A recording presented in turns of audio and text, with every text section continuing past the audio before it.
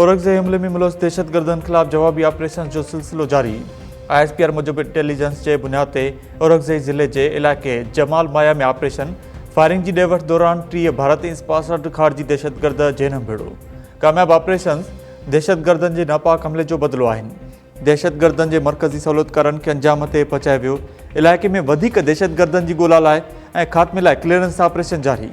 पाक फौज भारतीय सरपरस्ती में थींदड़ दहशतगर्दी के मुकम्मल ख़ात्मे लाइ पुरज़म ऐं साबित कदम है। 2 ॾींहं अॻु औरंगज़ेब में सिक्योरिटी फोर्सेस के ऑपरेशन दौरान लेफ्टिनेंट कर्नल ऐं सेकंड इन कमांड मेजर समेत 11 जवान शहीद थी विया हुआ। सिक्योरिटी फोर्सेस की जवाबी कार्रवाई में 19 खारजी दहशतगर्द मारिया विया हुआ। DG ISPR lieutenant general Ahmad Sharif Chaudhry जो मंझंदि 2:30 वॻे कोर हेडक्वार्टर पेशावर में अहम प्रेस कॉन्फ्रेंस कंदो।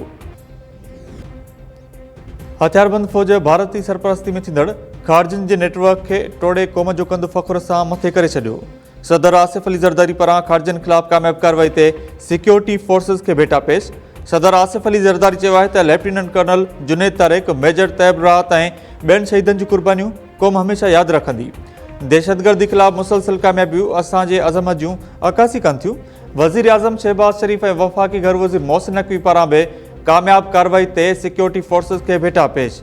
मोहसिन नक़वी चयो है त क़ौम दहशतगर्दी के ख़ात्मे लाइ सिक्योरिटी फोर्सेस सां गॾु बीठी आहे। खारजिन के पाकिस्तान में लिकण न ॾींदासीं।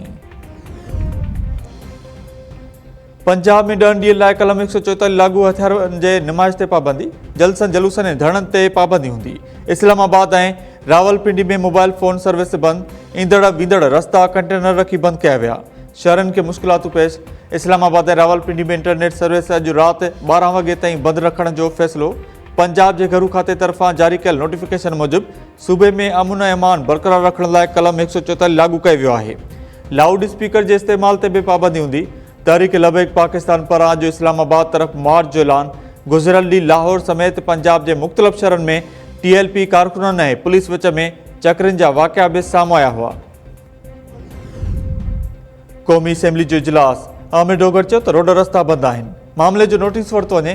स्पीकर अयाज सादिक चयो त गज़ा में अमन मुआहदे ते माण्हू जश्न मल्हाए रहिया आहिनि। हैरान आहियूं त हिते कुझु माण्हू एहतिजाज करे रहिया आहिनि। मामले जो हल कढूं था। वॾे वज़ारत तां इस्तीफ़ा ॾेई चुको आहियां। हाणे PTI बानी बि चवंदो त फ़ैसिलो वापसि न वठंदुसि। अली अमीन गंडापुर जो ऐलान।